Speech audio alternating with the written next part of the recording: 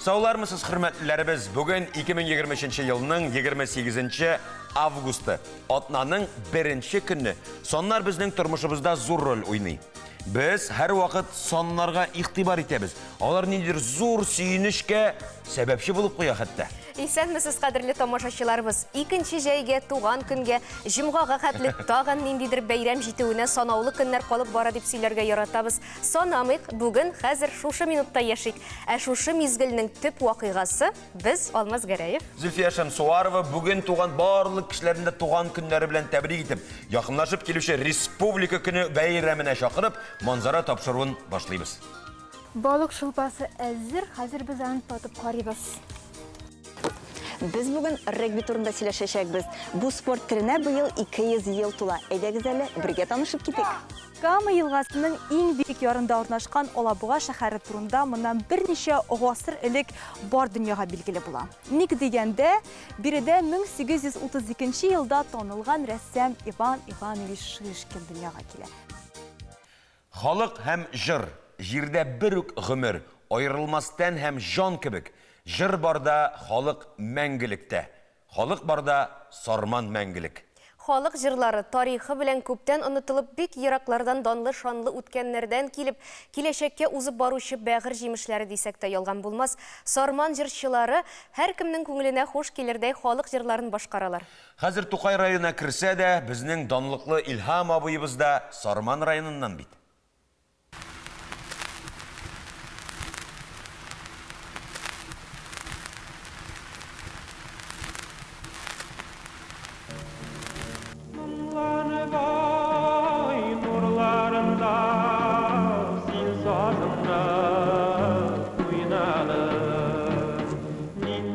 Җырлы моңлы як дип әйтәләр бит инде безне. Илһамлы сарман дип әйтәләр безне. Сандугачлы сарман диләр. Һәм бу чыннан да шулай, хәтта безнең сарманның гербында да җырлап торган сандугач сурәтләнгән. Ул инде безнең сарман халкының әдәбият, мәдәният, сәнгать өлкәсендәге зур казанышларын тасвирлап тора.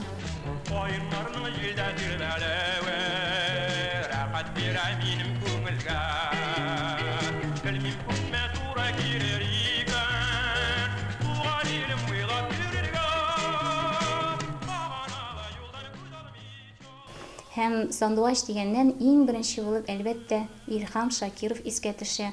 Безнең татар эстрадасының метро легендасы дип әйтәрем. Аны белмәгән, Татарстанда белмәгән гомумән бер кеше дә юк. Аны хәтта дөнья күләм беләләр.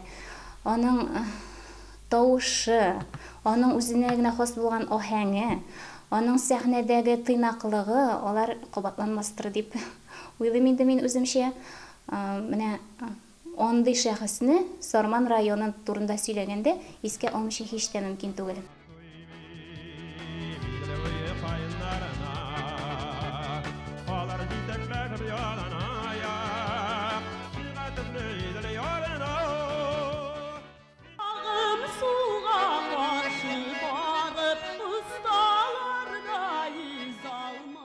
Сәнгать күгендә, җыр күгендә якты йолдыз булып янган Зөһрә Шәрифуллинабыз да бар бит әле безнең. Аның тавышы үзенә генә хас ниндидер бер тембрга ия. Һәм шул ягы белән ул мөгаен барлык тамашачыларны үзенә җәлеп итәдер. Җырчылар дигәннән Зөһрә йолдызлар бездә берәү генә түгел, безнең Зөһрә Сәхәбиева да бар әле. Безнең якташыбыз Сарман районы җырчысы.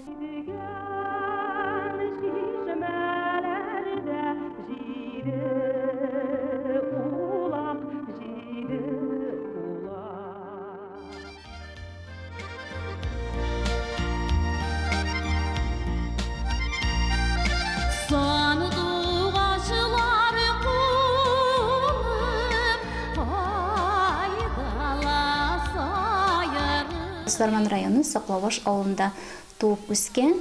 Энергиясе таштырган Гөлдәния Хайруллина да бар бит әле. Ул хәзер дә Татарстанда мәдәниятне күтәрүгә зур өлеш кертә.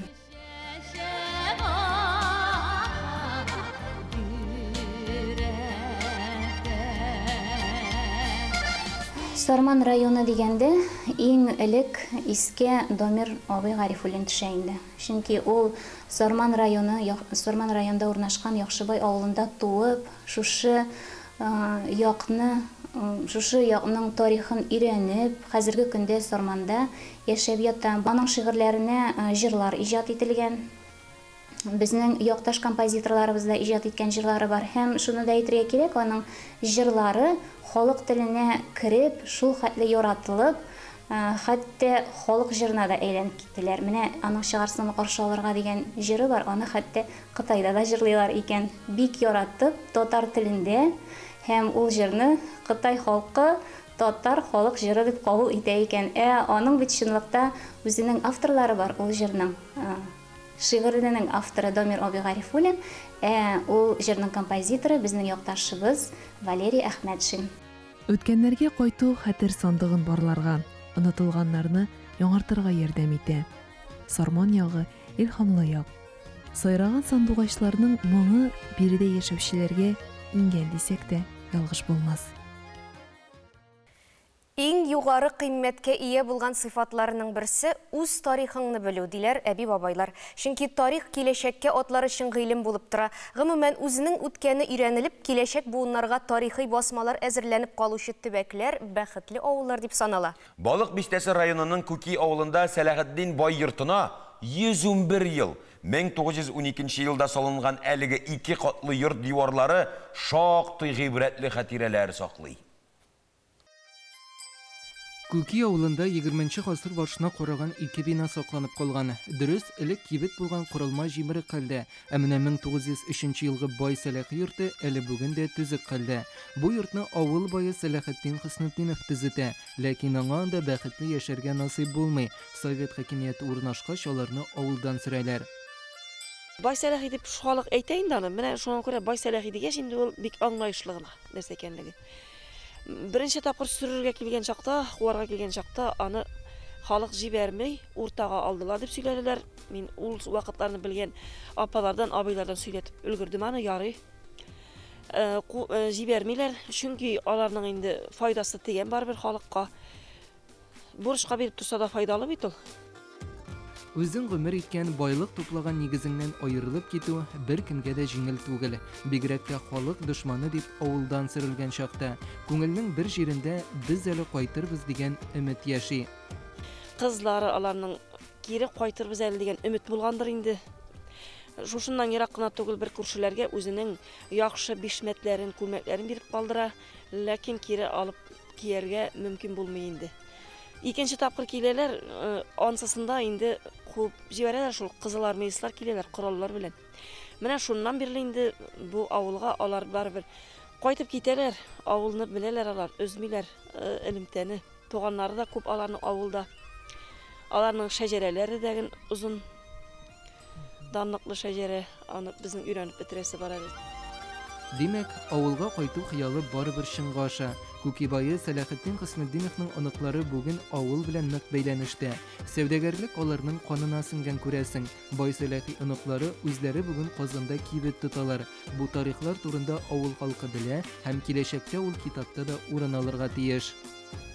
Соңрак инде ул авылда авыл советы бинасы булып, аннан соң китапханә булып, медпункт булып файдаланылды. Соңгы елларда картлар йорты булды, библиотека булып торды һәм бүгенге көндә бушап тора ул. Инде ул тарихи архитектура истәлеге булып, тарихка керергә вакыт җиткәндер инде аңа.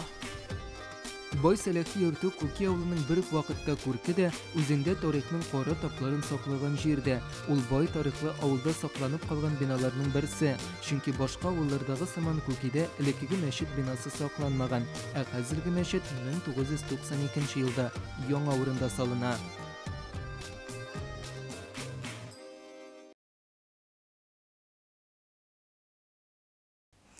Ватанга мәхәббәт, туган илгә хөрмәт кебек югары әхлакый сыйфатлар тәрбияләү бик зур әһәмияткә лаек. Махсус хәрби операциядә катнашучыларга ярдәм күрсәтү максатында оештырылган үзебезнекеләрне ташламыйбыз кебек чаралар үткәрелә. Бердәмлек тау күчерә диләр борынгылар. Ир егетләребез өчен туган җирләреннән һәр хәбәр дә зур сөенеч, батырлыкка өндәүче көч булып тора. Меңләгән ватандашларыбыз тыныч тормыш, аяз күк йөзе өчен үз-үзләрен аямыйча көрәшәләр. Аяз күкләребез тыныч, дөньялар имин булсын иде.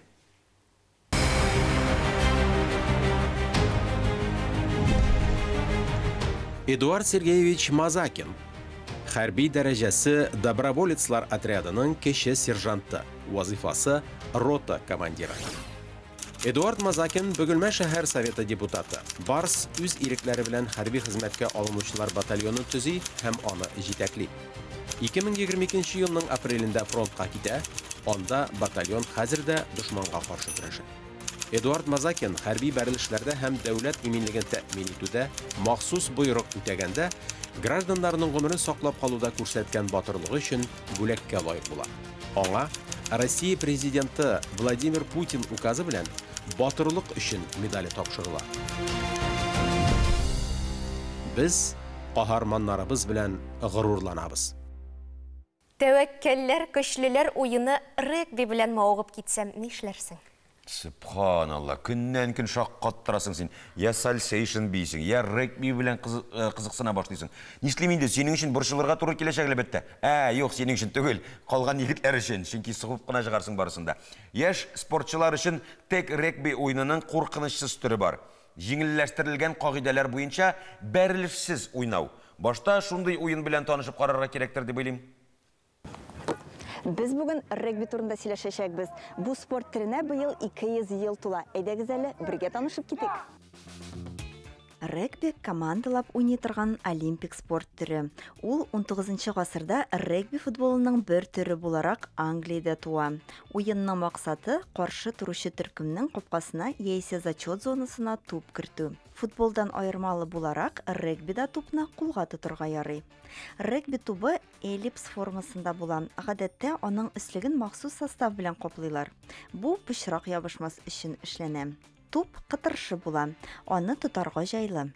Регбида капка бик үзенчәлекле. Ул H формасында.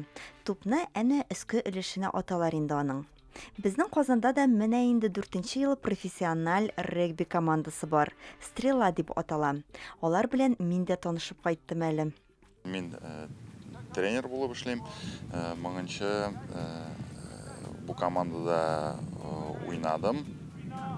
Безнең клубыбыз көчле регби 7 турнирында быел Аллага шөкер 2нче урын алдык. Көмеш медальләр алып кайттык. Быел инде менә хәзер бу атнада беренче уеныбыз була регби 15 буенча. Безнең команда 2019 елда яңадан барлыкка килде. Безнең республикабызның премьер-министры һәм дә ул клубыбызның президенты Песочный Алексей Валерьевич үзе дә элекке уйный иде регби. Безнең үзенең карары белән яңадан команданы барлыкка китерде. Һәм без дә шул 4 ел арасында бик озын ел үттек. Без высший лигада башладык уйнарга, чыктык премьер-лига һәм һәр ел безнең нәтиҗәләр үсә бара. Казан регби клубында чит илләрдән әйтик Төньяк Африкадан килгән уенчылар бар. Баш тренер да чит илнеке. We've got good fan base at the moment. I think a lot of young kids. Җанатарларыбыз бик әйбәт, кечкенә балалар да карарга килә безне. Безнең өчен бу бик мөһим, чөнки уен башлангач та җанатарларны күргәч без яхшырак уйныйбыз. Biz яңача регби уйныйбыз хәзер. Максатларыбыз да зур. I joined Kazan Stella team last year in July. Мин Казан клубына үткән ел июль аенда килдем. Мин монда 8-9 ай төркемебез бик яхшы үсеш кичерә дип уйлыйм. Безнең система бик яхшы, спортчылар да көчле. Монда уйный алуыма мин бик шат. Егетләр бер-беребезне бик яхшы аңлыйбыз, тренерларыбыз көчле. 4 ел эчендә бик яхшы нәтиҗәләр бар. Регби безнең республикабызда үсеш кичерә, зур омтылышлар, максатлар алда тора. Бу спорт төре бик файдалы да әле. Физик яктан чыныктыра, тизлек реакциясын төркемдә эш итә белүне таләп итә. Моннан кала бик матур спорт төре дә әле ул. Ул иҗат иткән шамаилләр, тугралар, гарәп графикасы нигезендә Мөхәммәд пәйгамбәребезнең хәдисләре, урта гасыр шагыйрьләренең хикмәтле сүзләре язылган Коръән аятләре мәчетләрдә генә түгел, дөньяның байтак музейларында да куелган. Татарстанда Нәҗип ага кулы тимәгән бина калды микән дип тә шаярталар аның хакында. Рәссам, гарәби каллиграфия сәнгатен тергезеп, яңартып җибәрүче каллиграфист, хәтта Татарстанның атказанган сәнгать эшлеклесе Тукай премиясе лауреаты мөгаллим Нәҗип Нәккаш үзе бездә қонақта. Нәжип абай, ассаламу алейкум, рахматуллахи ва баракатуху. Ва алейкум ассалам. Шын көңілден сәлемлейбіз сізні. Ва алейкум ассалам. Яқшы. Қапқади сұрау татырда не хәлләріңіз бар? Alhamdulillah, evet kene. Yani bana ötken atnanağına tuğan kınımını belirlep öttüm. Юбилейni. Юбилей. 75 келіп жетті. Subhanallah. Біз де шын көңілден тәбриклейміз. 75 бет инде тұрмышта саулығына, сан нәрсәгіне айтсаңыз да шулай бет инде. Балалар, онықлар тәрбиелеп, күпме эшләр эшләнгән. Үзегез турында менә кыскача гына нинди нәтиҗәгә килеп, нинди фикер әйтә аласыз? Берәсендә миңа тормышта бөтенесе дә соңлабрак килде. Мин соңгына укырга кирдем университетка 26 яшымда. Мин шунда гына гарәп язуны өйрәндем әле, 26 яшымда гына. Аннары соң инде менә өйләнүем дә соңгына булды. 32 яшта өйләндем мин. Subhanallah. Ләкин бер Раилә бу шәрәфивкә җитмәгән сез 34-тә генә өйләнгән. 3 улым туды. Һәм менә бу Subhanallah. көндә 3 улым, 3 келинем, 6 ногым бар. Subhanallah. Менә иң горурланырлык эшегез кайсы икән? Шундый Мин күп менә бу эшләрегез сәгатьне сагынып атар идем. бетербез. Танысың бу сәгатьне? Беләм, Бауман Ник дигәндә, Бауман урамының башында торган әлеге сәгать аны кем генә күрми. Казанга килгән нинди генә турист, нинди генә кунак сокламый. Аны эшләүче безнең Нәҗип ага Бәлки икән. аның асылын белеп бетермәүчеләр дә бардыр. Менә бу Казанның 1000 еллык алдыннанрак булды микән? 99 ел алданрак булган. Камил Шамилович мэр булган вакытта менә шушы мәйданга урнаштырдылар. Шушындый бер һәйкәл, мәчеткә шагынрак стелла, металлист Игорь Николаевич Башмаковшы. Һәм ул миннән сорады, менә монда ни шигырьрәк, моны милли итеп була. Чөнки анда Тукайның эш шигыренә карата скульптор композициялар. Һәм мин шунда карадым да, бу шигырьләрдән кирәкле юлларын сайлап алып, икешәр юл шигырьне шушы сәгать таблоларының кырыена яздык. Менә бу әйләнә буенча язылган шул инде. Натураль зурлыкталарга картонга эшләп бирдем. Һәм шуннан кесеп эшләделәр. Һәм иң кызыгы шушында нәрсә, үзәктәге теге цифрлар урынына монда саннар белән язылды. Татарда бит безнең саннар 1-2 җиклеме? 1 җикле, 2 җикле, 3 1 җикле, 4 1 җикле. Менә шуны кебек. Аларны мин түгәрәк композициягә беркеттем дә, бик менә шушындый матур гына, компактны гына булып урнаштыралар. Әле бу бердән-бер сәгатьтер сан урынына сүз белән язылган. Бәлки мин әле хәзергә укыганымда ишеткәндә юк, бәлки шулайдыр да, кем белә. Менә безнең татар теленең никадәр җыйнак икәнлеген күрсәтеп тора торган факт бу. Нәҗип абый, әле сезнең үзегезнең шәхси туграгыз да бар. Менә турда да сөйләгез әле. Шәхси тугра минем ул хуш рәвешендә үсеп бара торган. Монда бармы? Менә кызганча каршымда юк икән.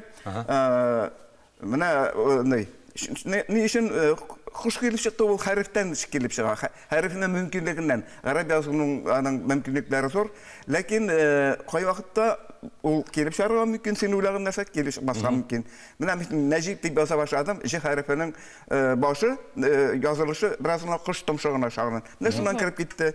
Шуннан әзрәк кенә мин хыялымны эшләтеп җибәрдем дә, хуш килеп чыкты. Һәм соңыннан мин моны дөрес уйлаганмын икән, хуш итеп. Чөнки гомер бик кыска, очып киткән кош кебек кенә. Менә шушы кош очкан тизлектәге гомер эчендә үзеңнән соң эш калдыра кирәк. Менә минем шушы девиз кебек ул минем. Сез үзегез әйттегез, бөтен әйбер миңа соңрак килде дидегез. Менә әлеге девиз качаннан бирле сезнең белән яши икән? Менә шушы 75-кә җиткәндә генәме яки? Юк, инде менә бу инде 2000 Yok 90'lı yıllar başından bulsa gerek. 90'lı yıllar başında biz metinde kaligrafiyini men kırtıp jiberdim bu Tatar sanatında. En birinçilerden buldum men o zamanda menä bizning Miraş oyunlarında benim işlerim çığa başladı. 91 yıldan onun dışında Sümbey kaman arasına bağışlangan, anda ay kuyuğa bağışlangan en birinci işim çıktı. Hem şundan sonra bir 30'lap iş benim anda çıktı. Hem şundan indi benim kurra başladılar. Hem Toğralarda şu vaqtdanrak indi, şu 90'lı yıllar başından toğra ol şəxsi, kişinin şəxsi bilgisi, tamğası, türkü söz, tu bilgi degen anlatı. Onlar kelip çıktı gaile toğraları. Onlar kelip başladı nikah, toy toğraları. İki yaşırakını birleştirə turgan, bir kompozisiya birleşken, hem bik motor sözler bilen mehabbet, ülfet ve ittifak degen. Bizning divarda da sizning to'g'rag'izni izlab bizab Belki sizga da zakası verip işletkenlerdir. Çünkü men isabını da bilmey hazır. Mana shunday ayberlar bilan men kirib ketdim mana shu zamanda. Hem Аллаһа шөкер, менә мин бер кашанда теге менә бу миңа кашан исем бирүләр икән, кашан миңа премия бирүләр икән дә бирмәдем, барсы да үз вакыты белән килде. Соң булса да килеп җитте барсы да. Соң булса да, Чөнки эшем бар, хәрәкәт бар, күренә. Күз аллаугыз, фикерләүгез шундый кызык, менә кайчан, ничек башланды икән ул сезнең? Яшьләргә бу бик кызыктыр. Башлану бит безнең заманда гомумән гарәп язуының нәрсә икәнен дә белмидек бит инде без. Минем кичкенә вакытында мәсәлән. Ләкин менә омтылыш бар иде шуңа. Безнең үзебезнең авылда бар иде шушы Шамаил белән шөгыльләнүче бер абзый. Хисапчы, бик грамоталы, эрудиция. Уны онытмаган. Кичкенә вакытта ул мәдрәсә, безнең авылда мәдрәсә булган. Шушын өйрәнгән сәләте бар. Һәм менә шушы якын тирәдәге кешеләрнең заказлары буенча әкрен генә эшләп улар сата иде. Ул вакытта коммунистар вакыты, аны тыялар да, ләкин байтак кешенең өендә бар. Минем бабайның өендә шулык бар. Ике тәрәзә арасында зур Шамаил. Монда Аятул Курси, пәйгамбәрнең сахабалары исемнәре име, һәм беренче теге улы зур фәрештәләр исемнәре. Бу исемнәр икән мин соңыннан белдем. Әлбәттә. Ул миңа бер мотор, теге күңелне тартып тора торган картина кебек иде бала чакта. Өстәлдәге нөсхәләрдән менә бу икесенә игътибар итмәшә мөмкин түгел. Аның беренчесе инде бөтенебезгә дә билгеле Сөембикә манарасы. Монда бу Мәҗит Гафарыйның шушы Хан мәчете дип аталган шигыре. Аны бит Хан мәчете дип атаганнар элегрәк. Аннары Сөембикә манарасы ул теге хыял белән, халыкның фантазиясе белән туган исем. Ул Сөембикә вакытында булмаган да ул манара. Ләкин менә шушы исемне халык аңа үзе ябыштырып куйган. Риваяткә нигезләнеп күпләр аны һаман Сөембикә шуннан сикергән дип сөйләгәннәр. Андай хикәятләр бар. Әлбәттә, Мәрҗәнигә дә, Шиһабетдин абыйга да игътибар итмичә ярамас дип уйлыйм. Менә Мәрҗәнинең монда аның ике фотосы бар. Берсе яшәрәк вакытта, менә ылгач төшкән фотосы. Шуның буенча эшләнгән монда сурәт каралаклы. Һәм Кырыйда Тукайның шигыре, Шиһаб хәзрәт дигән гаҗәеп матур шушы шәхеснең улылыгын күрсәтә торган шигыре бар аның. Һәм менә шушы сайлап алынган юлларда Шиһаб хәзрәтнең бөтен улылыгы, бөтен теге реформаторлыгы, яңалыгы чагыла. Менә тормыш ошып киткән кыш кебек кенә дидегез. Бик кыска, бик тиз үтә дидегез. Һәм менә сезнең эшне дәвам итүчеләр бүген республикада бармы? Әлхәмдүлилләh бар. Менә безнең соңгы елларда каллиграфиягә, хаттатлыкка игътибар бик зур. Безнең Сыңлы сәнгать музейының директоры буны бик нык кайгырта. Һәм менә үткән ел гына безнең гаҗәеп зур күргәзмә булды. Хәзерге заман галереясында. Анда 32 каллиграф катнашты безнең татар каллиграфлары. Арада бер ике башка милләттән дә бар иде. Хәзерге көндә менә безнең хатын-кызлардан бик көчле каллиграфлар бар. Гөлназ Исмагыйлова, Шулпан Шәрифуллина Чаллыдан, Роза Хужина менә Казанда гаҗәеп теге мотор эшләр эшлиләр. Гөлназ ул Төркиядә ук кайтты. Төрекләрнең теге тәсхир дип аталган бизәкләрен эшләүдә осталыгы гаҗәеп зур. Менә аларга игътибар итәләр, һәм алар инде аларны беләләр, хәтта чит илләрдә. Менә мин 17нче елда шушы ике хатын-кызыбыз белән халыкара каллиграфия күргәзмәсендә катнаштым. Нида безнең Мәскәүдә, анда Сокольникада бик зур күргәзмәләр үзәге бар. Менә шушында безнең татарларында күрделәр. Һәм инде безнең күргәзмәгә килгән вакытта альбом каталог эшләнгән иде, ике телдә, рус һәм инглиз телләрендә. Анда безнең фотолар белән, безнең турында кыскача гына биография һәм безнең эшләр белән. Менә шулай итеп без татарлар бөтен дөньяга күренәбез хәзерге көндә шушы күргәзмәләр аркасында. Мин үзем инде 6 халыкара күргәзмәдә катнаштым. Субханалла, Нәҗип абый. Компьютер заманы дисәләр дә барыбер менә шәшәк атаймы, кул эшләре, кулдан язулар, каллиграфия. Әлбәттә, менә чит илләрдә дә моңа бик нык игътибар итәләр. Инде без Кытай, Японияны искә алып торбыз инде, аларда гомер буе кулланылган, анда каллиграф булу бик зур дәрәҗә. Чит илләрдә дә русларда да бик көчле аларның кириллица белән каллиграфиясе бик яхшы бара. Гомумән, яһүдләрдә шулай ук bütün кайсы гына халыкны алма, барыбер каллиграфия белән, матур язу белән шөгыльләнүче бар. Чөнки ул бөтенләй аерым бер сәнгатьнең аерым төре, матурлык асый торган төре менә шушы. Һәм ул интеллект белән, китап белән, әдәбият белән саясат белән, фән белән бәйле. Нәҗип абый, менә дөнья күләмендә үзебезнең милләтнең матурлыгын, аның камиллеккә якын икәнлеген таратып, бүген көндә дә инде бөтен дөньяга танылган шәхес буларак хезмәт итүегез өчен без сезгә ихластан рәхмәтебезне җиткерәбез. Һәм юбилеегез белән котлыйбыз. Өстәүле булсын. Әле киләсе туган көндәрдә дә күрешеп шулай әңгәмә корырга насыйп булсын. Тик шулай да сабулашыр алдыннан бер сорау бирәс килә. 3 малай әтисе дип сокланып, горурланып әйттегез. Менә малайларыгызга үзегезнең һөнәрне сеңдереп булдымы? Алар нинди юнәлештә? Хөрмәтле тамашачылар, әлеге сорауга сез җавапны әлбәттә ТНВ телеканалының социаль шелтәрендә таба аласыз. Әлегә без Нәҗип ага белән саубулашып тапшыруны дәвам итик. Матур, тигез һәм төгәл итеп яза белү сәләте һәр кемгә дә бирелми. Хәзерге заман кешеләре текстларны компьютерда баса, ата-бабаларыбызның хатларны, гомумән барлык төр язуларны диярлек оста итеп каләм белән кәгазьгә төшергәннәре онытылып бара. Димәк, бәлки кулдан язу киләчәктә бөтенләй булмас дигән фикерем инде бу. Һәрбер тарихи ядкәр үзен ясаган останың кул җылысын, гасырлар изен саклый. Ул шуның белән кадерле дә. Кул язмалары янмый дип юкка гына әйтмиләр бит. Тормыш алга бара, үзгәрә. Алда ни буласын беркем белми. Ул шуның белән кызык та. Алда безне кызык дөнья сәхифәсе көтә. Без аны төгәл беләбез. Миләүшә Рәхимит.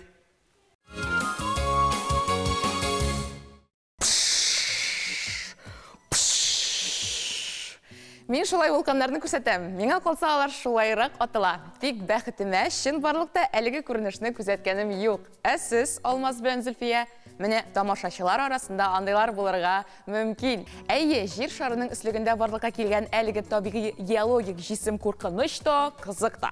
Шуңа күрә алар турында күбрәк беләсе килә. Янартаулар кайдан килеп чыгасың? Галимнәр әлеге сорауга җавапны булайрак кайтара. Безнең планетаның өслеге каты. Җирнең мантиясы елына күпмедер миллиметр яисә сантиметр тизлек белән хәрәкәтләнә. Мантия матдәсе эретелеп, магма учагы барлыкка килә. Магмада эрегән газлар аны учактан вулкан каналы буенча өскә, кратерга тип чыгара. Җир өстенә агып чыккан магманы лава дип атыйлар. Яңа агып чыккан лаваның температурасы 1000 градуска кадәр җитә. Лава тыныч кына ага, үзлерәк лавадан шортлап газлар чыга. Бик үзле лава кратердан вак кисәкчекләр, вулкан көле һәм көчле атыш вакытында эре кисәкләр, вулкан бомбалары рәвешендә атылып чыга. Ата торган һәм сүнгән вулканнар булган өлкәләрдә җир асты сулары магма җылысы белән җылына һәм алар кайнар шишмәләр булып җир өстенә чыгарга мөмкин. Кайбер кайнар шишмәләр билгеле бер вакыт саен кайнап торган су һәм пар атып тора. Периодик рәвештә атып торучы шишмәләр гейзерлар дип атала. Кешелек тарихында атышы күзәтелгән вулканнар ата торган яки хәрәкәттәге вулканнар дип атала. Бу вулканнарның кратерларында сыек лава күлләре бар. Алар вулкан атылганда бик-биккә 280 метрга кадәр атыла. Янартауларның страта вулкан дип аталган төре дә бар. Аларның авышлыклары конус сыман текә һәм шактый биек була. Страта вулканнарның күбесе лава астында җыелган газларның көчле басым астында булуы һәм үзлегеннән өскә чыга алмауы аркасында гадәттә шортлап атыла. Страта вулканнар өслеге тау итәгенә кадәр төшеп җитмичә, катып калган лава һәм көл тефра хисабына атылган саен яңартылып тора һәм гел үсә бара. Дөньяның иң зур сүнгән вулканы Индонезияның Суматра утравындагы Тоба күле. Бүгенге көндә кешелек бәхетле. Без чын мәгънәсендә зур, кудрәтле һәм куркыныч вулкан атылулар белән очрашмадык. Галимнәрнең теге яки бу вулканның куркыныч тудыра башлавын билгеләү һәм аңлау өчен төрле алымнар уйлап табырга вакыты да бар. Әлегә без вулканның атыла башлау вакытын сирәк очракта гына алдан белә алабыз. Шулай да вулкан атылса, нәрсә килеп чыгасын шактый төгәл итеп фаразларга була. Шуңа күрә вулканнар атылмасын. Без аның сүнгәннәре белән дә бик сокланабыз. Бүгенгә менә шулар. Ә мин сезне тыныч вулканнарга бирәм. Беләсеңме, 19-нчы гасырда мәктәптә укучы балаларның каникуллары бөтенләй булмаган. Укучылар бары тик уңыш җыю вакытында ял итә алганнар. Менә укып та караганнар, кадерен белик җәмәгать. Хәзерге заманда балаларның ялларын күңелле һәм мавыктыргыч үткәрү өчен төрле чаралар оештырыла. Милләттәшләребезнең тормышында булган чаралар хакында Дәрья сәхифәсендә хезмәттәшебез Ләйсән сөйләр. Бүген көндә нинди генә ял югаймы? Көзге ял, кышкы ял, язгы... Ләйсән, рәхим ит, Хәерле көн, мөхтәрәм тамашачылар, республикабызда һәм чит төбәкләрдә яшәүче милләттәшләребез. Парк Тәжей үзешчән һәм профессиональ коллективларның иҗади марафоны шулай дип атала. Оренбурның җиңү күргәзмә комплексында һәр җанга рампа утлары фестивале һәм Парк Тәжей проекты эшен дәвам итә. Бу юлы тамашачыларны Әсәкәй районы артистлары сөендергән, спектакльләр күрсәткәннәр, концерт программасында тәкъдим иткәннәр. Тулырак Фирүзә Әбсәләмова видеосмасында. Берегез көн, берегез чәчкә, кушылдыгыз өмелгә. Икәү булып ятыгыз, бишәү булып торыгыз. Бу татар халык театры репертуарында күбрәк комедия жанры өстенлек итә. Яңа Солтангол авылының Дуслык татар халык театр хаваскарлары Сәлиман Латыйповның Кодалар, Кодачалар әсәре буенча сәхнәләштергән спектаклен күрсәтте. Кызыклы спектакль карадык. Хәзер концертны карыйбыз. Зур рәхмәт. Концертларында без ашкынып карарга дип килдек. Һәм уйлыйбыз, бик матур чыгыш булыр ул, бик матур чара булыр, бик матур концерт булыр дип уйлыйбыз. Чөнки алар бердә начар концерт күрсәткәннәр юк әле. Аларның чыгышлары гел матур була, югары дәрәҗәдә үтә.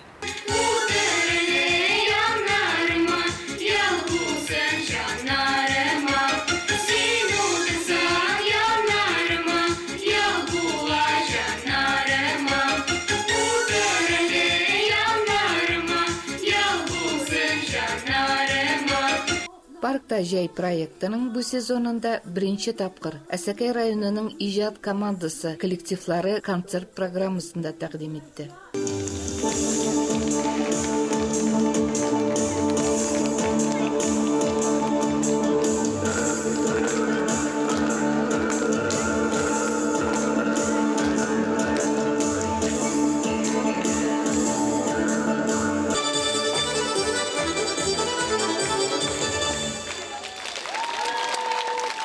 Зурлар гына түгел, балалар, яшьләр катнаша. Ул җир коллективлары, бию коллективлары ошады дип өметләнеп торабыз инде. Әсәкәй районы артистларының чыгышлары Сабан туй күренеше белән тәмамланды.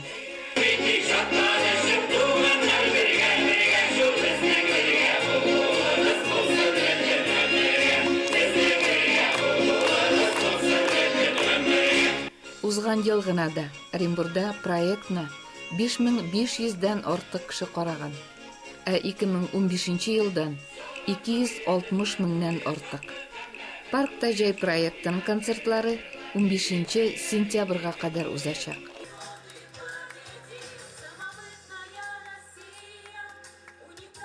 Июльдә бөтен дөнья буйлап дуслык көне билгеләп үтелә. Үзбәкстанда бу көн 2021 елдан халыклар дуслыгы көне дип игълан ителгән. Бәйрәм алдыннан быел биредә халыклар дуслыгы атнасы узган.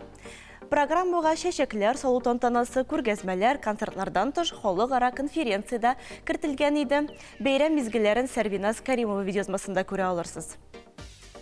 Үзбәкстанда милләтара татулыкны ныгытуга, барлык гражданнар өчен дә бер тигез мөмкинлекләр тәэмин итүгә аерым игътибар бирелә. Менә бүген без халыкара конференциясына җыелдык. Әлбәттә, без татар мәдәни үзәге дә чакырылган. Һәм Ташкент шәһәренеке түгел, һәм Җизак, Самарканд, Бухара, башка җирләрдән дә безнең татар мәдәни мәркәзләренең агзалары да килеп җиттеләр. Конференциялар менә шул бәйрәм үзе иң уйлыйм мөһим роль уйный. Дуслыкны ныгытырга, саклауга безнең Үзбәкстаныбызда 130-дан ашык милләт вәкилләре яшәп килеп ята, бергәлектә, татулыкта менә шулай яшибез. Наш центр существует уже более 30 лет. У нас очень много. Безнең үзәк инде 30 елдан артык эшли. Без барлык өлкә һәм шәһәр чараларында катнашабыз. Президентыбыз безгә барлык яктан да булыша. Безнең барлык үзәкләр дә үзара бик дус. Без монда яшәүебезгә, эшләүебезгә, Бохара һәм Үзбәкстанның барлык чараларында катнашуыбызга шатбыз. Конференция халыклар дуслыгы ныгытуда халык дипломатиясе роли исеме астында узды. Чарада республика хөкүмәте, дипломатик корпус, дөньяның 25 илленнән халыкара оешмалар, дини конфессияләр һәм милли мәдәни үзәкләр вәкилләре катнашты. Bizning Tatar markazi bu yıl 30 yıllık bayramına nişanlandı. Biz her yılını Sabantoy bayramını ötkazabız, başka bayramlarını ötkazabız. Bugünkü tədbir elbette bizim için katta bayram. Biz bunda köp özümüzden qarindoshlarını gördük, başka vilayetlerden reislerini gördük. Ondan tashqari bunda köp tanışlarımız, köp yakın dostlarımız. Şunday tədbirlər köbürək bulsan, o bizim işimizə bir köp yardım verir. Bizning kayfiyatimiz ko'tarinki, bayram bek sezilar, kishilar motor etib kutib oldilar bizni. Bu yil biz 2 kitap chiqardik. Bu o'zbek ham tatar madaniyati haqida. Ondan so'ng bek ko'p motor tadbirlar o'tdi. Endi bizning har yil o'tatirgan Sabantoyimizda bek motor o'tdi. Men bek faxrlanaman, mana bu O'zbekistonda yashab, o'zimizning madaniyatimizni, urf-odatlarimizni o'rganib, mana o'zimizning jirlarimizni jirlab yashaganga bek men hozir faxrlanib yurayman. Şunusunu da bilgilep öterge kerek, O'zbekistonda 130'dan ortiq millet vakilleri yaşay, hem 140'dan ortiq milli madaniy o'zak o'z işçenligin alып bora. Бүгінгі жеткересір мәгълүматлары менә шулар иде. Исән-имин булыгыз, атнагыз уңышлы үтсен. Бұрынғы Бұлғар дәулеті аның гүзәл мәркәзі шәһри Бұлғар тарихы буыннан буынға сөйленіп келе. Изге ният белән данлы Бұлғар шәһәренә сәяхәт кылырга чакырабыз.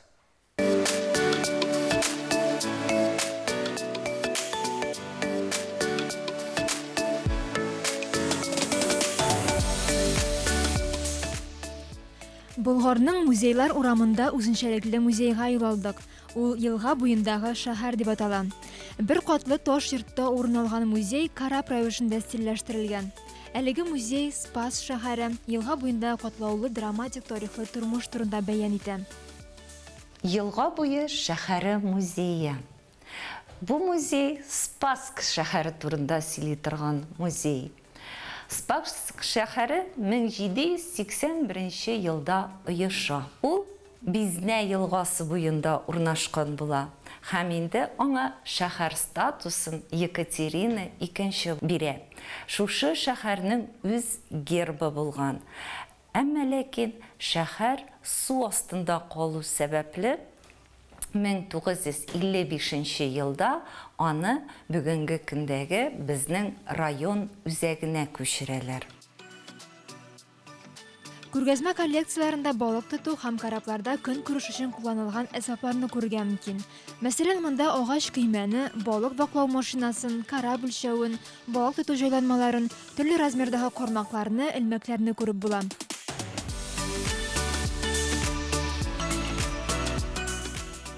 Спасск шәһәре халкын нәрсә белән шөгыльләнгән соң? Әлбәттә инде елга буенда урнашканга күрә балык тотканнар. Балыклар искиткеч зур булган. Шушы балыкларның зур булуын менә шул ук кармаклар да күрсәтеп тора, аңлатып тора. Һәм инде кырпы балыклары булган. Мәсәлән, бер мисал өчен кырпы балыгын тотканнар, балыкчылар бригадасы, аның зурлыгы 5 метрда 20 сантиметр булган. Бирдә шулай ук он заводы, азык-төлек комбинаты, бик күп амбарлар, педагогика училищесы, 7 еллык мәктәптә булган. Затонда Кавказ Меркурий оешмасының пароходлар төзү һәм ремонтлау заводы эшләгән. Балыкчылар иртән Идел буена төшеп, без килешкә дип балык та тотып куйган. Ә музей хезмәткәрләре шул арада бик тәмле балык шулпасы әзерләгән. Менә бу өлештә безнең мастер-класс, интерактивлар уза.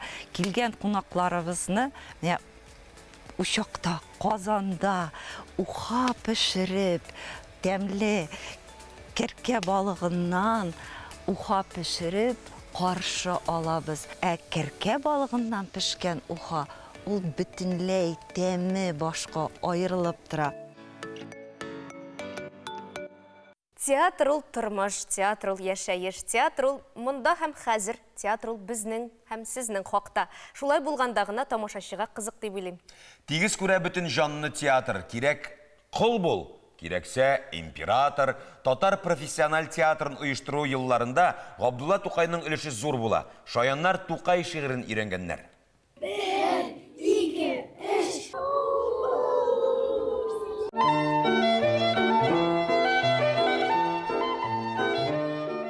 Халыкка дәрсе гыйбрәттер. Театр. Күңелдә йоклаган дәртне уятыр. Театр яктылыкка, нурга илтә. Кире юлга җибәрми, уңга илтә. Театр күлдерәдер, уйнатадыр. Тагы үткән гомерне уйлатадыр. Күрерсең анда үз хәлең, көләрсең. Көләрлек булса. Булмаса, еларсың. Күрерсең тормышың нинди. Җитешме? Җитеш булмаса, кай җире җитешми. Төзәтерсең шуны, тәкъмил итәрсең. Шулай шактый белем тәхсил итәрсең. Үсәр яхшылыгың, син яхшы булсаң. Җылы канлы итәр ул, вәхши булсаң. Тигез күрә бөтен җанны театр. Кирәк кол бул, кирәксә император. Мөкаддәс ул, бөек ул, гали зат ул. Тәмам хур ул, вә бик киң ул, азат ул. Вә ул дәрел гылым, дәрел әдәптер. Холыкларны төзәтмәккә сәбәптер. Вә ләкин шарты бар. Яхшы төзелсә, әгәр химмәт агачыннан өзелсә, ул алма мөддәте тулганда пешкәч, кызаргач һәм матур булгач, җитешкәч.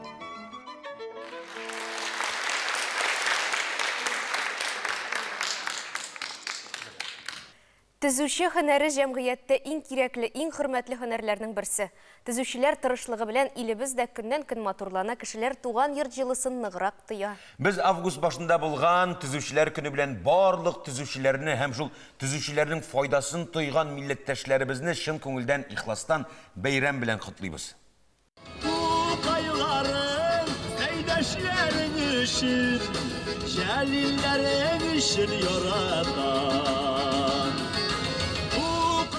Машинасында гына түгел, күңелендә дә татарча җырлар яңгырыяның. Мәскәүдә туып үскән Ленар Гариповны Казанга нәкъ менә татар теленә булган хөрмәт, ярату кайтара. Хоть это я здесь не родился, но мне всегда нравилась Казань. Монда туып үсмәсәм дә, Казанны һәр вакыт яраттым. Минемчә, ул Россиядә тормыш уңайлыгы буенча иң яхшы шәһәр. Әти-әнием дә бу җирлектән, балык бистәсеннән.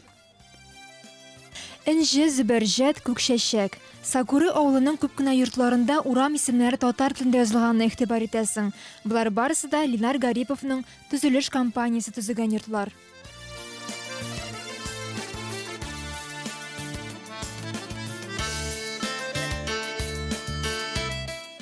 Вот здесь у нас проект «Салават». Вот здесь у нас своя мастер-спальня есть со своим гардеробом. В гардеробной у нас также есть проход, свой санузел большой. Здесь помещается и ванна, 2 раковины. Также есть свой выход на террасу у нас. Ул әтисе кебек төзүче һөнәрен сайлый. Иң элек гомуми ремонт эшләре белән шөгыльләнәләр, соңыннан йортлар төзи башлыйлар. Бу өлкәдә ул инде 10 ел. Так, но основной совет это покупать, конечно же, у проверенных застройщиков. Йорт сатып алганда төп киңәш тикшерелгән, ышанычлы йорт төзүчеләрне сайларга тырышыгыз. Һәм төзелештәге эшләрнең видео хисабын сорагыз. Йорт төзүчеләрдә нигез салу, диварларны күтәрү кебек һәм башка эшләрнең видеосы булырга тиеш. Әлегә татарча яхшы белмәсә дә иркен сөйләшергә хыяллана. Телгә мәхәббәте исә әти-әнисеннән күчкән дип саный ул. Все проекты я придумываю сам название. Проектларымны үзем уйлыйм. Аларга татар халкының күренекле шәхесләре исемен бирәм. Биредә Тинчурин, Камал, Җәлил, Салават проектлар бар. Урамнарны да татарчага тәрҗемә итеп язам. Компаниямны да татарча Милек дип атадым. Казанга кайткач буш вакытларым күбәйде. Алиясәр Камал, Кәрим Тинчурин театрларына йөрим, татар телендә узган башка чараларны калдырмаска тырышам, ди Ленар. Больше всего нравится вот старая татарская слобода, конечно же, и улица Волков. Казанның тарихи урамнары буйлап йөрергә яратам. Татар бистәсе, Волков, Ленин урамнары аеруча ошый. Кызганыч күп кенә иске биналарны җимерәләр. Әмма безнең әле Казанның иске урамнары буйлап йөреп, бу моторлыкка сокланып калырга мөмкинлегебез бар. Мин сине музейга алып барам. Башылма, гафит сине түгел. Сергей Михалковның шигырын беләсеңдер дип әйтүем. Безнең өчен музей бүгенге көндә тарихны күрү мөмкинлеген бирүче айрым киңлек ул. Ниятләгән без икән Алабугага ук барыйк. Тоймы елгасы ярында урнашкан Иван Шишкинның мемориал йортына юл тотабыз. Кама елгасының иң бик ярында урнашкан Алабуга шәһәре турында моннан берничә гасыр элек бар дөньяга билгеле була. Ник дигәндә, биредә 1832 елда танылган рәссам Иван Иванович Шишкин дөньяга килә. Һәм ул үзенең туган як гүзәллекләрен картиналарда сурәтли.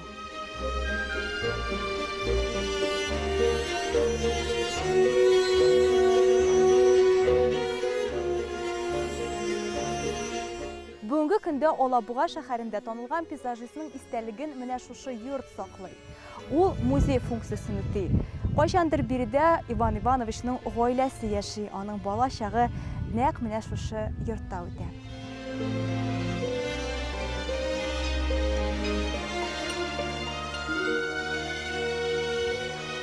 Дом собой представляет купеческий особняк 19 века. Бу бина 19 гасыр сәүдәгәр йортының ачык бер мисалы. 185 ел элек төзелгән. Бер гасыр дәвамында биредә бары тик Шишкиннар нәселе генә яши. Узган гасырның 30 елларында йортны дәүләткә тапшыралар. 40 елдан алып йорт музей функциясын үти. Бүгенге көнгә кадәр мемориал статусын йөртә, чөнки биредә һәрбер экспонат оригиналь. Орты гайбер юк, барысы да Иван Шишкинның үскән чагындагы кебек. Җиһаз, предмет, интерьер, тәрәз артындагы манзара гына икенче, заманча. Музейның беренче катында яктырту приборлары да тонык. Бу махсус керосин лампасы шәмнәр яктылыгын тудыру өчен эшләнелгән. Иван Ивановичның әтисе Иван Васильевич сәүдә эшеннән кала берничә мәртәбә шәһәр башлыгы була. Уллары эшен дәвам итәр дип өметләнә, әмма улы Николай музыкага, кечесе Иван сынлы сәнгатькә тартыла. Кунак бүлмәсендә Николай яратып уйнаган физгармониядә сакланган. Шишкиннар гаиләсенең нәфис затлары чигү, тегү эшенә оста булган. Алар 4 кыз: Александра, Анна, Екатерина, Елизавета кичләрен җыелышып, энәҗеп ярдәмендә иҗат иткәннәр.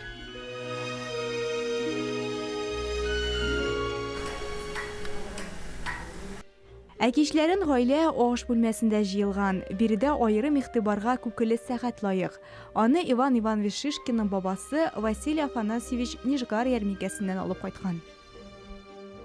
Часы необычные. Живет в них сразу 2 птички. Бу сәгать гадәти түгел. Аның эчендә бер юлы 2 кош яши. Берсе күке, ул һәр сәгать саен чыгып кычкыра. Икенчесе ана бүдәнә, ягъни перепелка. Ул 15 минут саен күренеп ала.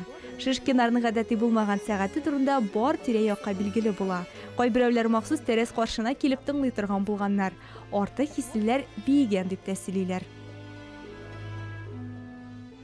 Шишкиннар гаиләсенең үзенчәлекле предметларга мәхәббәте йортка аяк басуга актыйла. Һәр әйберне узаграк күзәтәсе, иренәсе килә. Бу гаиләнең үз мөхерләре була. Аны рәссамның бабасы Василий Афанасьевич ясаткан. На печати мы с вами видим панораму Елабуги. Әлеге мөхердә Алабуга шәһәре манзарасы сурәтләнгән. Кама елгасы, аның буенча йөзеп йөрүче сәүдә кораблары, ярда күп санлы йортлар, чиркәүләр, 2 күгәрчен, алар томшыгында дәфнә агачы ботагыннан үрелгән такыя. Бер йортта 2 йөрәк ясалган. Бу гаилә символы. Мөхер рамында жертва Богу дух сокрушен дип язылган. Бу нинди эшкә алынсаң да, ул башкаларга зыян итмәскә тиешлеген аңлата. Печәттәге сүзләр Шишкин гаиләсенең төп шигарыдыр. Иван Ивановичның әтисе Алабуга каласы өчен бик зур эшләр башкара. Үз акчасына су үткәргечләр ясата. Алабуга шәһәрендәге борынгы болгарлар ныгытмасын реконструкцияли. Беренче булып шәһәр тарихи китабын яздыра. Әмма аның төпчек улы Иван Иванович туган ягын бар дөньяга таныта. Әмма моның хакында соңрак Шишкин музее буенча экскурсияның 2нче өлешендә сөйләрбез. Менә Алабугага музейга барыйк дип әйттек бит инде. Ә бит Шишкин музеена бер барып кына аны күреп өйрәнеп бетереп булмый. Әлеге видео язманың дәвамы да бар.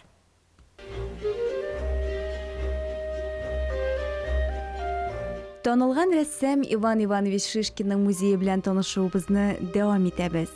Мемориал йортның беренче каты сәүдәгәр гаиләсенә багышланган булса, икенчесе галерея, биредә рәссамның картиналары урын алган.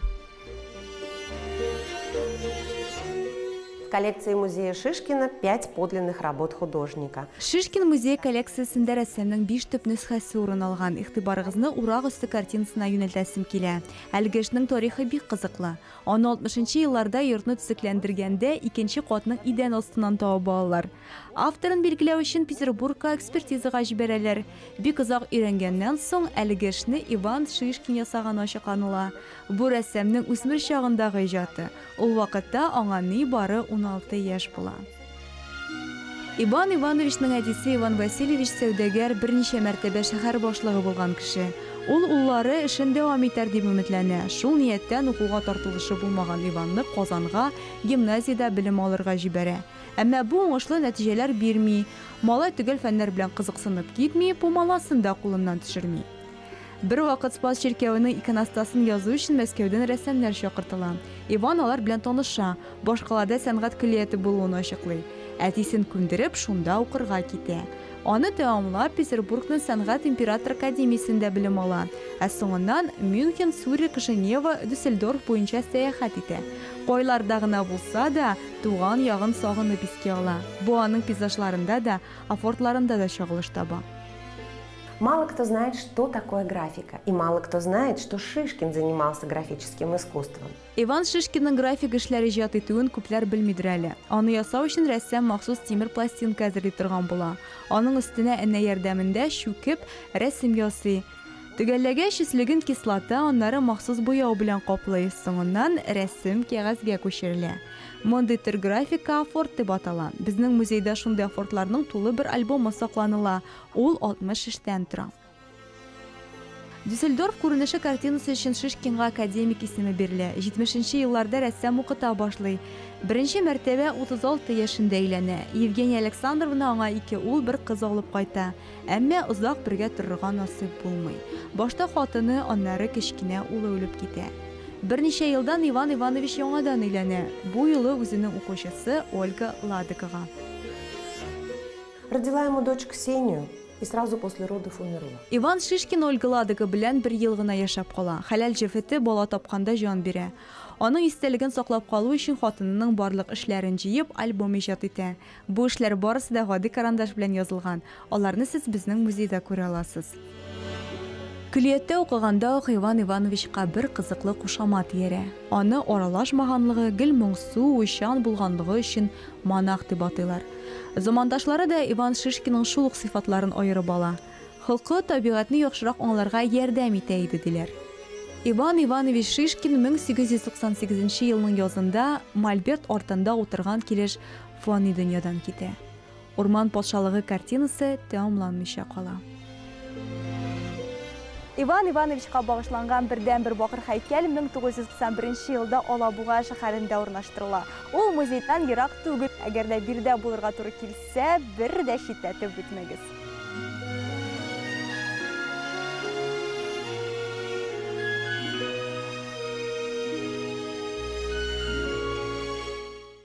Хөрмәтле тамашачылар, кунакханәгә рәхим итегез, бездә Алсу Зәйнетдинова. Асыл яр дип әйтсәк, мәгълүмрәк булырдыр. Алсу, сәлам, хуш килдең, ничек хәлләрең? Сәннәрмез Алмаз, Зөлфия, Аллага шөкер, хәлләр әйбәт. Без сине күрүебезгә бик шат. Үзем дә шулай ук. Рәхмәт. Син инде җырчы буларак кына түгел, Яңа гасыр телерадиокомпаниясенең төшерелгән төшкән сериаллардан да белүчеләр шактый. Үзеңә кайсы якынрак? Менә шул кинода төшүме яки җыр сәнгатеме? Әлбәттә, беренчедән җыр миңа якын, чөнки сәнгатьнең һәр төренә мине җыр алып керә. Кинога да, сәхнәгә дә, эстрадага да дигәндәй, һәм инде шул вакытта мөгаллимлек эшенә дә шушы җыр башкару осталыгы сәнгате шул алып керә мине. Гаҗәеп, моң иясе хәзер безнең мөгаллимәдә хәзеренчә елып эшлисез инде? Казан дәүләт мәдәният институтында мин инде 2010 елдан бирле эшлим. Менә шул җыр сукмагының башы Қайдан келгенсіз? Әтиәниденме, әби бабайданмы, мәктептегі оқытушыданмы? Әлбәттә ул гаиләдән, тамырлардан, буыннан буынга килгәндер инде. Җыр моң сөймәгән татар гаиләсе юк бит инде бездә Татарда. Һәр гаиләдә җырга моңга тартылучылар күп. Бигрәк тә Кама буендагы имен кискәдә туып үскән балаларда. Әйе, табигать кочагында. Минем беренчедән әнием бик матур җырлый. Аның тавышы минекенә караганда да матуррак, көчлерәк. Әле әни гаилә дигәннән күптән түгел аларның туй көннәре булган икән, ихластан котлыйбыз, сәлам әйтерсең. Аларны чын күңелдән котлыйсым. Килә тигезлектә, бәхеттә яшәсеннәр иде оныкларының, балаларының. Барлык әти-әниләргә дә шуны телибез. Әлбәттә, менә 2 көннән Алла бирсә, 30 августта Пирамида концертлар залында шәһәр көне, республика бәйрәме көне уңайыннан тамашачыларны нәрсә белән сөендерәчәксең? Нәрсә белән шаккаттырачаксың? Нәрсә белән? Җыр белән әлбәттә. Һәм шушы матур җылы очрашу ул үзе бер шатлык, бәхет бит инде. Мин тем более концертлар күп түгел, чыгышларым күп түгел. Сирәк кенә булган шушы концертлардагы чыгышларда тамашачылар да сагынып көтеп алалар кебек, мин үзем дә алар белән очрашуны көтеп алам. Менә сер түгел, югалып тордың дип әйтсәк буламы? Яки син үзеңне алай хис итмисеңме? Чөнки концертларда һәр вакыт күреп булмый иде сине бер ара. Әлбәттә, мин хәзерге вакытта да сольный программалар юк дәрәҗәсендә, чөнки минем төп эшчәнлегем мәдәният һәм сәнгать институтында бара. Аннан соң балалар тугачта мин күбрәк үземне балаларга багышладым дип әйтәсем килә инде. Ничектер аерыла алмадым мен. Ләкин җырлар яздырудан бер кайчан да туктамадым. Альбомнарым чыгып торды, тамашачыга социаль шелтәләр аша, телевидениедә төшерелгән концертлар аша һәр вакыт үз күңел халәтен белдереп тордың. Җырларымны һәр вакыт биреп тордым. Чөнки ансыз булмый. Сәнгать кешенең күңеле тула. Бәйрәм концерты җитте, син сәхнәгә чыктың, шул вакыт ул синең өчен гадәти эш кебек кенә саналамы, әллә инде ниндидер башка хисләр кичерәсеңме? Беренчедән, әлбәттә, ул эш. Ләкин шул вакытта җиңелчә бер дулкынлану һәр вакытта да миндә бар, ансыз булмый, чөнки һәр сәхнәгә чыккан сайын, һәр вакытта ниндидер бер тамашачыдан энергия килә, аны тоемлыйсың, аны сизәсең, аннан башка булмый. Димәк, 4нче стена юк, син аларның һәрберсен күздән кичерәсең, аларны күрәсең, аңлыйсың, тоясың. Хәтта кайберләре белән күзгә күз карашып та алам, мин арткырак рәтләрдә утырыша танышлар булса да, мин аларны күрешәм, сәлам бирәм дияргә дә була. Менә бәйрәм нинди киңәшләр бирәсең? Менә шул дулкынлану хисен җиңәр өчен. Әлбәттә, дулкынлану хиссеннән син өстенрәк булырга тиеш. Бу төп закон, чөнки я дулкынлану хиссе сине җиңә, һәм син җиңелүче буласың, илдә булмаса син җиңүче, һәм син бөтен булган сәхнәдәге процесска син хуҗа. Тамашачы белән энергообмен дигәндәйме, үз хисләреңнән син барыбер әзме күпме өстен торырга тиешсең, чөнки син артист кеше, һәм син үзеңнең эмоциональ халәтең белән управлять итә белергә тиештер. Менә 2 көннән Алла бирсә бәйрәм, нинди җыр башкаруыңны әле әйтергә мөмкинме? Әлбәттә, тамашачылар аны килгәч белерләр дип уйлыйм, анысы сер булып калсын, һәм инде барлык тамашачыларны да шушы матур бәйрәм концертында көтеп калабыз. Алсы кунакка килгәнчә рәхмәт яусын. Һәр яктан да укыту булсынмы, ул гаилә эше булсынмы, сәхнәдә чыгып башкарган җырлар булсынмы, уңышлар теләп калабыз. Рәхмәт. Иҗатын гөрләп, чәчәк атсын. Бик зур рәхмәт тапшыруга килгәнең өчен. Киләсе очрашларга хәтле. Амин. Бер карасак, хыяллар буй җитмәслек теләкләр өеме генә сыман. Ә шулай да хыяллар кешене яшәтә, яшәртә, көч, дәрт бирә, киләчәккә, алга атларга өмет уята. Манзара тапшыруының 29 август чыгарылышы да матур мизгелләре белән генә истә калачак дигән өмет уята. Җирдә эшләгән кеше инде улай сабыррак була, ул инде менә җигелеп тарта торган кеше диләр. Яңгырлы һава торышы яхшы гадәтләргә киртә була алмый. Шулай булгач, әлеге аксессуар белән бәйле этикет кагыйдәләрен искә төшерик. Сезнең ал тыкмаш ашап караганыгыз бармы? Идәгеләрне яисә кунакларны шаккатырым дисәң, сез дә әзерләп карагыз. Манзара бүгенге үз эшен төгәлли. Һәр барчагызга исәнлек, саулык, йортыгызга тынычлык һәм муллык телибез. Киләчәгегез якты, һәр көнегез бәрәкәтле, илләр тыныч булсын дигән теләктә, бүгенгә сезнең белән сау булашабыз, хөрмәтлеләребез. Кара, 29 алда 3 көннән